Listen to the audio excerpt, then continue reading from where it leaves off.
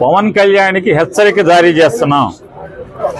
నీ ఉడత ఊపుళ్ళకి నీ చెంచాగాలని పంపించినంత మాత్రాన పేరుని నాని గాని వైఎస్ఆర్ కాంగ్రెస్ పార్టీ గాని నీ ఉడత ఊపుళ్ళకి ఊగేది లేదు, దడిసేది లేదు.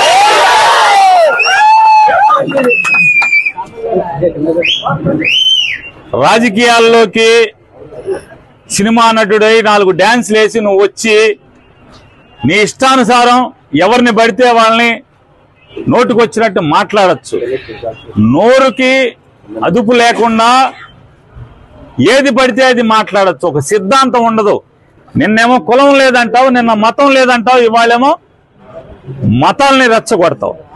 హిందువులందరూ బయటికి రండి, అదే చర్చిలోనో మసీదులోనో ఏదైనా జరిగితే వాళ్ళందరూ రోడ్డెక్కరా, వాళ్ళకు చూసి వాళ్ళకున్న ఐకమత్యం కూడా హిందువులకు ఉండదా అని మాట్లాడుతుంటే ఈ రకంగా సమాజంని కులాల పరంగా మతాల పరంగా ఎన్నికల ముందు వరకు కులాల పరంగా రెచ్చగొట్టి ఇవాళ మతాల పరంగా రెచ్చగొట్టేటువంటి దౌర్భాగ్య నీచ రాజకీయాలు చేస్తున్నటువంటి పవన్ కళ్యాణ్ని ఎండగట్టాను.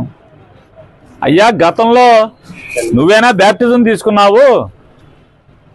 గతంలో నువ్వేనా బ్యాప్టిజం తీసుకున్నా అని చెప్పావు. నువ్వే కదా ఆయన, నువ్వేనా? మరి నువ్వే అయితే ఇవాళ యాషాలేంటి, డ్రామాలేంటి? అంతకుముందు యాషాలేంటి, అంతకుముందు భాష ఏంటి, అంతకుముందు డ్రామాలేంటి? ఇవాళ ఒక బాధ్యతాయుతమైనటువంటి ఉప ముఖ్యమంత్రి పదవిలో ప్రభుత్వంలో ఉండి బాధ్యత లేకుండా ప్రవర్తించటం ఇది సిగ్గుమాలినతనం కాదా అని నేను ప్రశ్నిస్తే, నిన్న మధ్యాహ్నం నేను ప్రశ్నిస్తే ఆర్గనైజ్ చేసుకుని సిగ్గు లేకుండా ఒక 50 మందిని పోగేసి తాగిచ్చి మా సందు మొదట్లోకి వచ్చి 4 కేకలేస్తే దడుస్తారా అంట? ఆగుతారా?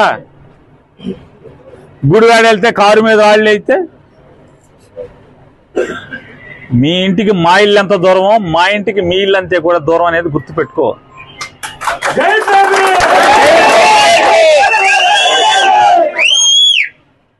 రెచ్చగొట్టి ఆర్గనైజ్ చేసి తాగిచ్చి తాగుబోతుల్ని కిరాయి రౌడీల్ని మా సందు మొదట్లో కూర్చోబెట్టి 4 అరుపులు అరిస్తే నువ్వు వాళ్ళు డౌన్ నాని అంటే ఈ మా వాళ్ళందరూ కూడా 400-500 మంది, నీ దగ్గర 50 మంది ఉంటే వాళ్ళు 400-500 మంది చేరారు, డౌన్ పవన్ కళ్యాణ్ అన్నారు.